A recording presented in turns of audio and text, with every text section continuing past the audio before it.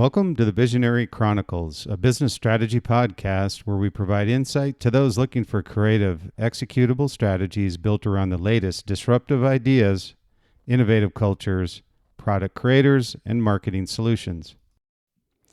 Welcome to the Visionary Chronicles. Appreciate you having with us today. And today we're going to talk about success.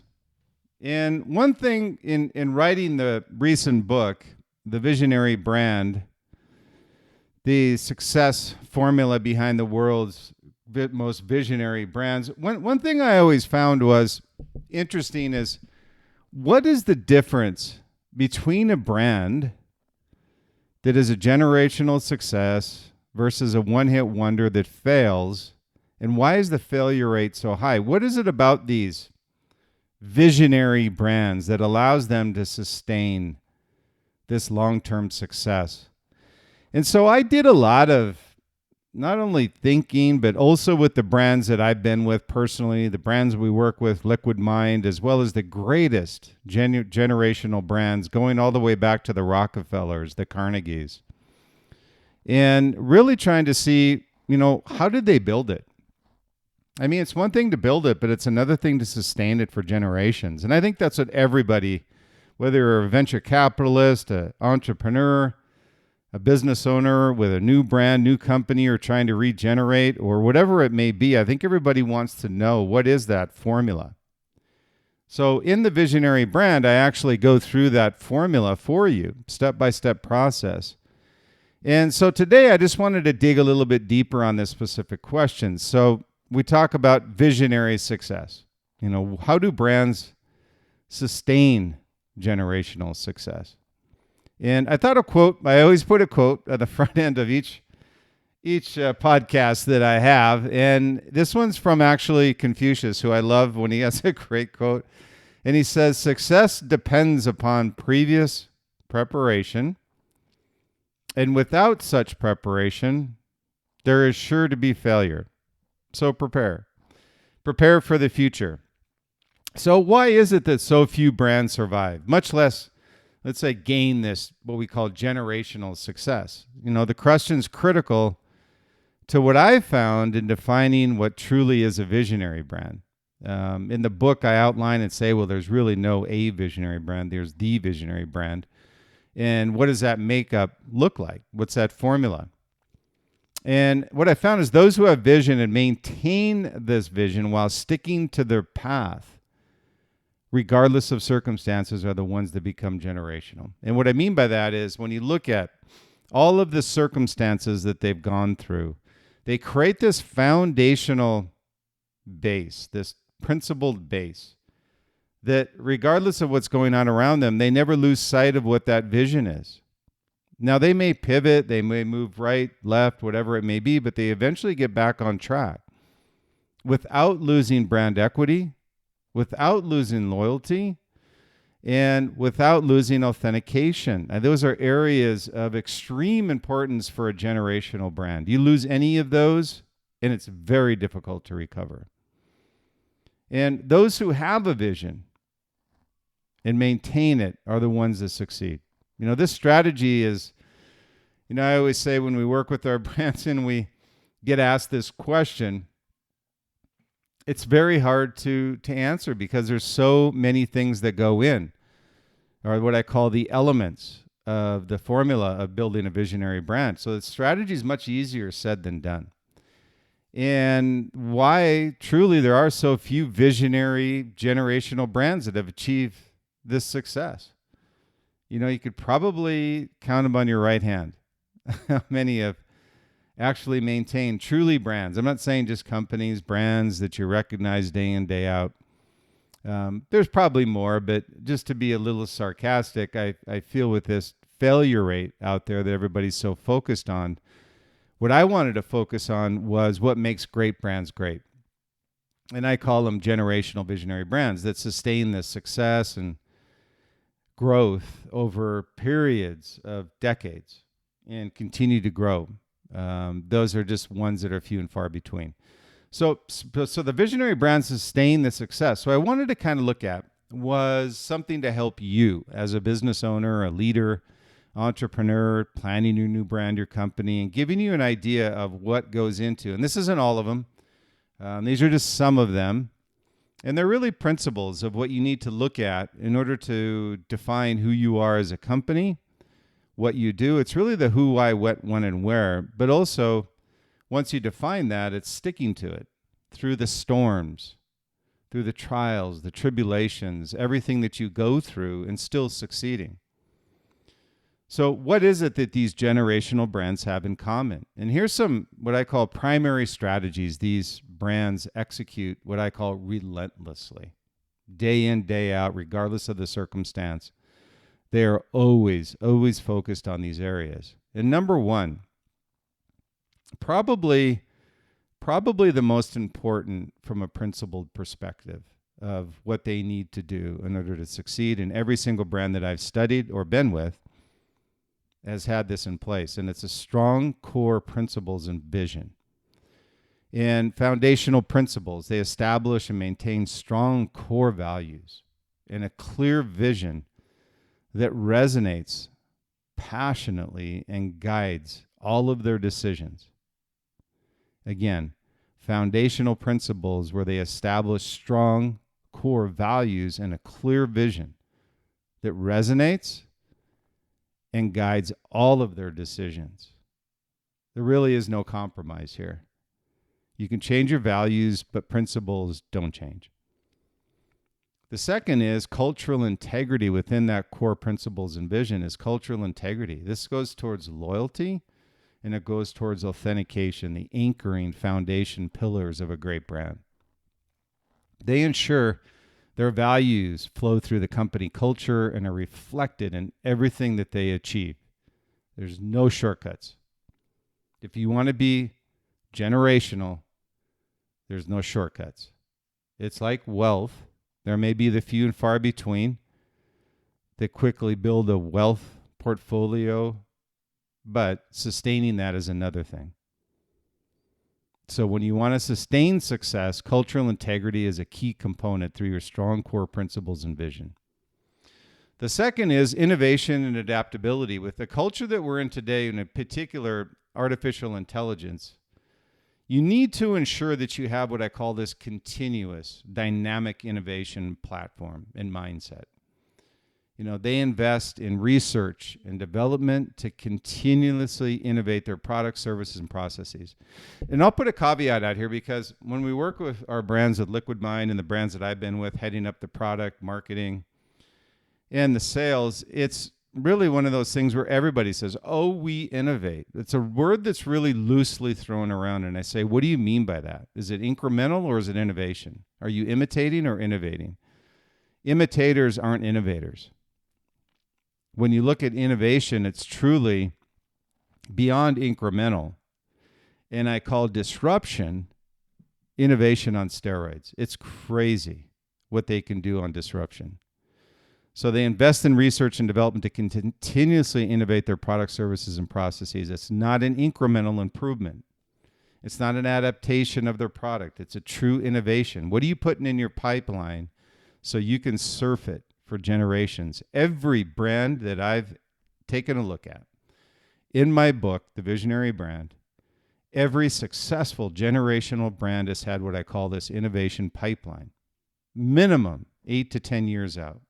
They're surfing this thing. And the greatest example I can use is Steve Jobs with Apple.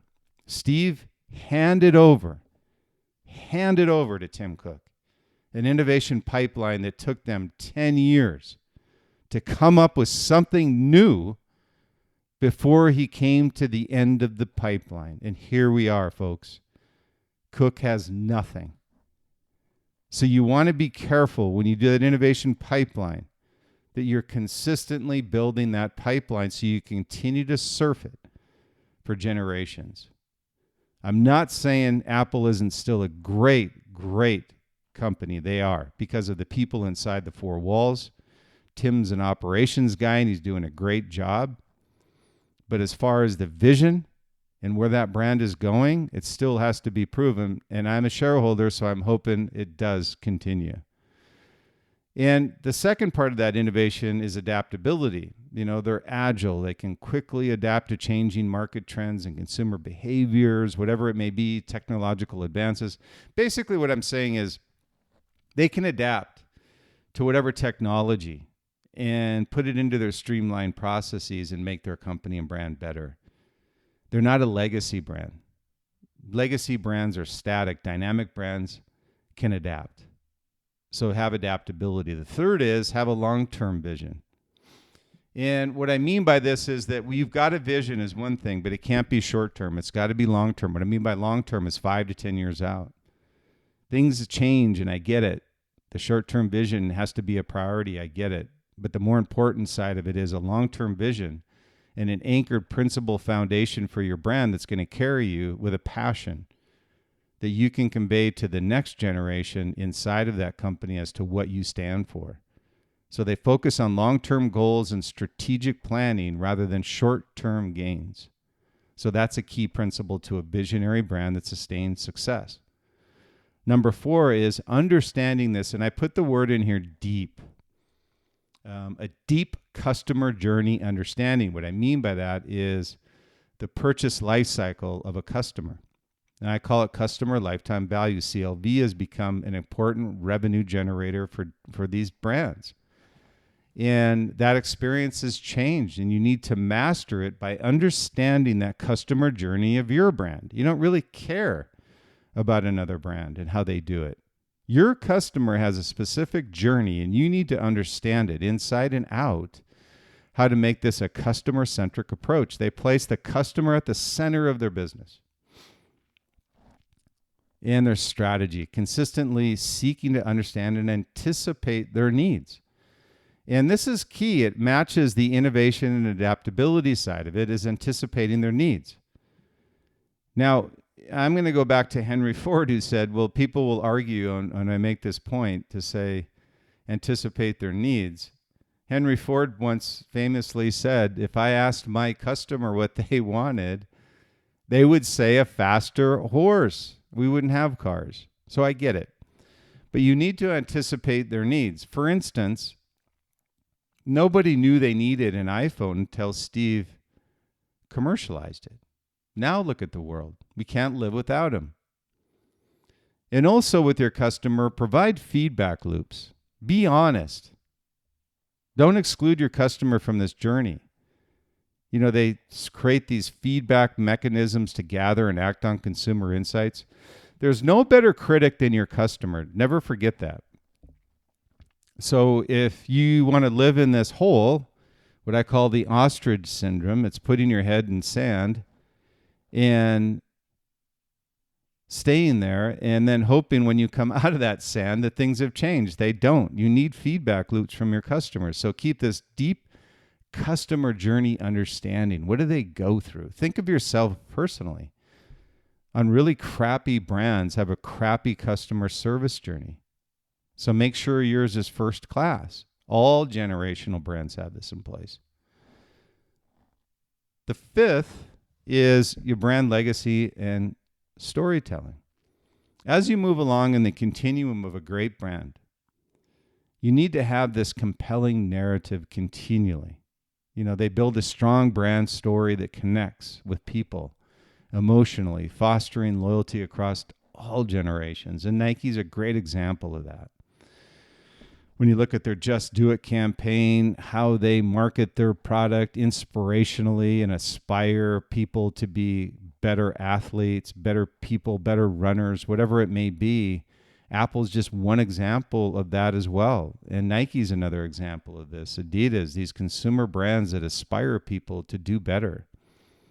And the other is this heritage and evolution of the brand as it continues to grow. You can't be static as a brand and expect to have loyalty from your customer through authentication. It just doesn't happen that way. So they honor their heritage while evolving the brand story to stay relevant with newer generations. That's key to a generational visionary brand. And number 6 is effective leadership. And what I mean by that is effective leaderships inspire their teams to do great things and give them the tools, resources, and latitude to succeed. And in the book, I talk about this vision paradox and actually dedicated a chapter to it, because effective leadership with these visionary brands is they know that they need their team in order to succeed in the marketplace. So they allow them and empower their teams to succeed. Those that don't have this in place become inclusive and fail. So visionary leaders, they have leaders who aspire and drive the company towards its long-term vision. And that's key too, because when new generations come in, they want to understand not only where you've been, but also where you're going. And if the path is too short, the vision gets lost.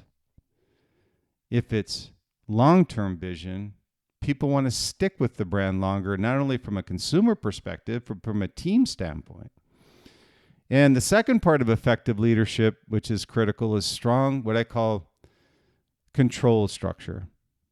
They implement these clear control structure that ensures stability and strategic direction, diversity, whatever it may be.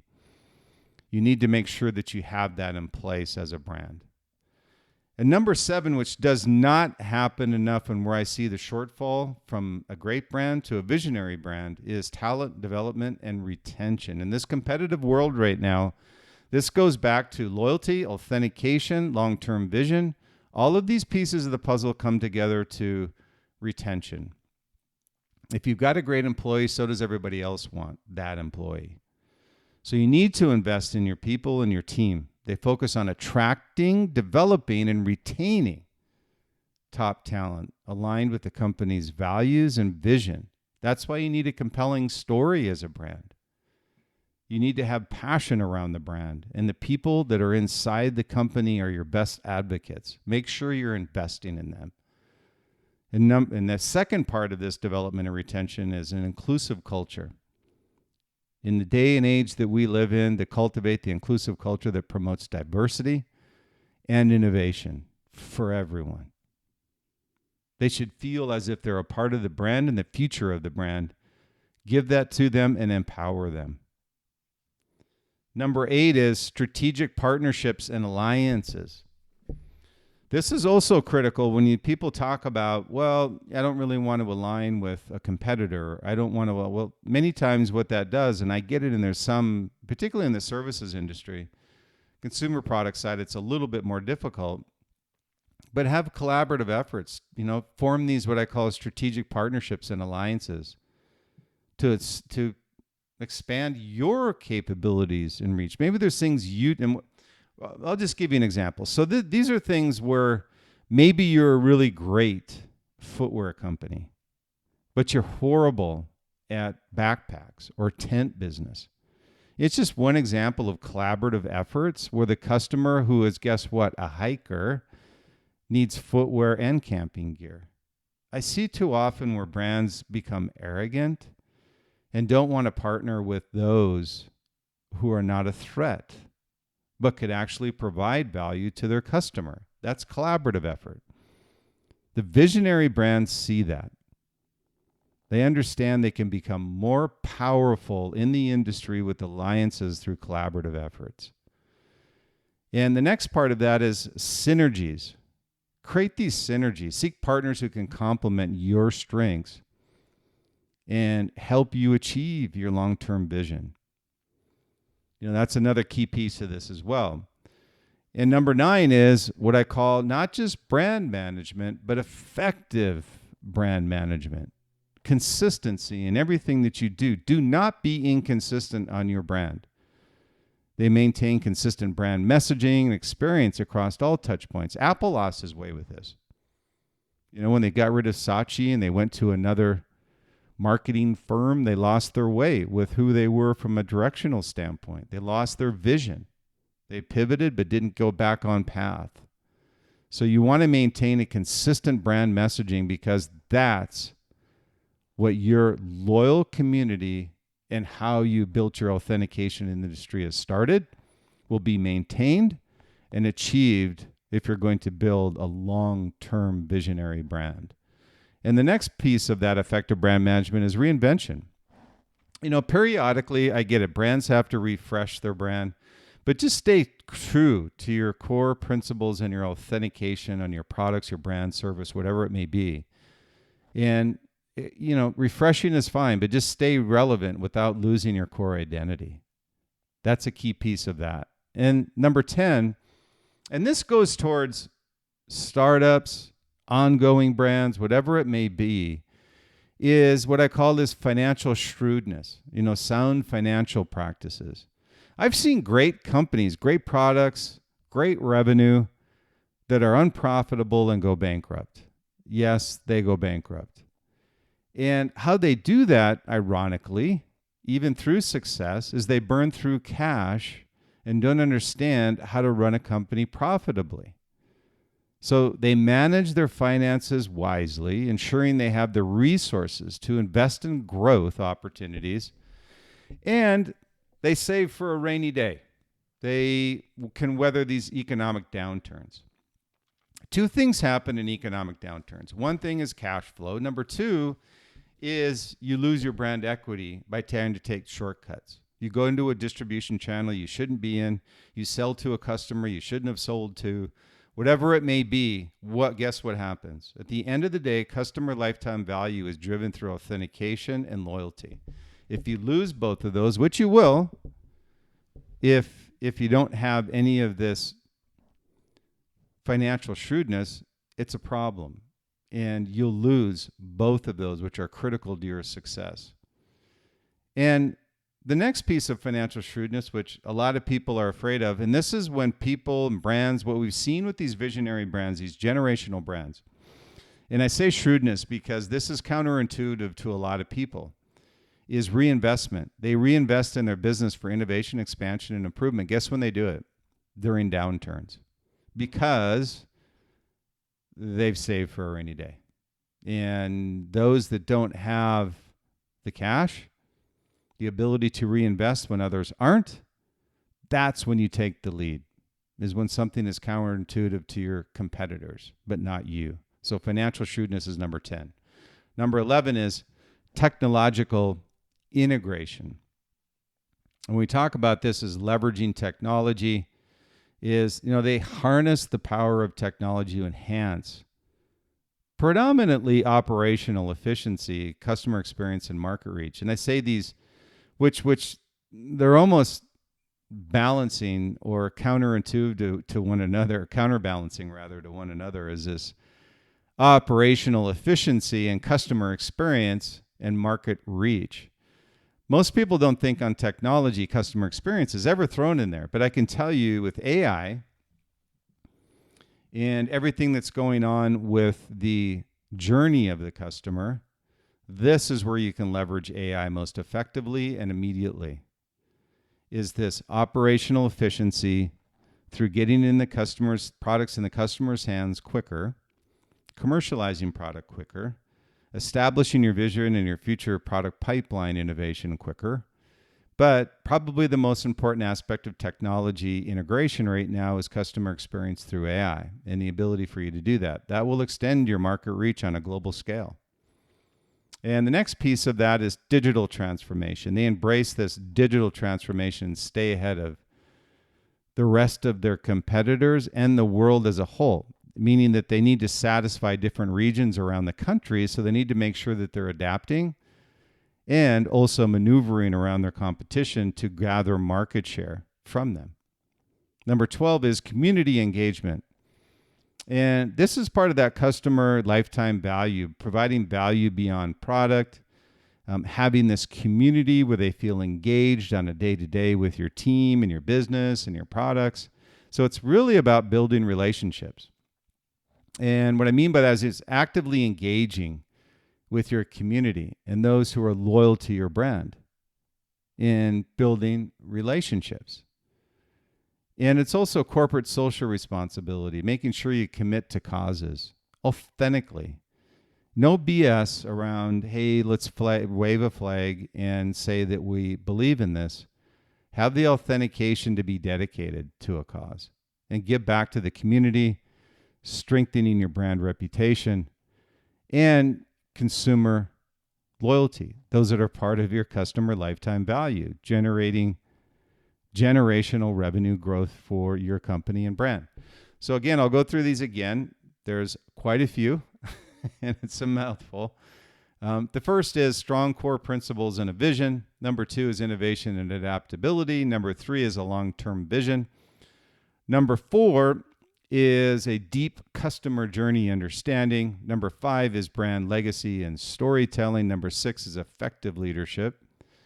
Number 7, talent development and retention. Number 8 is strategic partnerships and alliances. Number 9 is effective brand management. Number 10 is financial shrewdness. Number 11 is technological integration.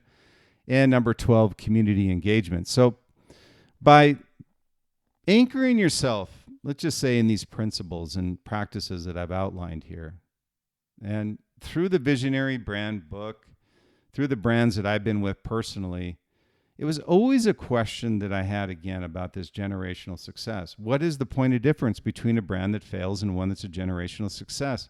And this is, again, not all, but these are crucial elements to, and what I call elements to the formula of being a successful brand, and allowing them to sustain their success for generations, continually adapting and thriving, in this ever-changing environment and landscape that we're in. So hopefully you find these helpful. If you have any questions, again, please reach out to me. I appreciate your time with the Visionary Chronicles. And I say, stay true, stay authentic, be different, and be great, but enjoy the journey along the way.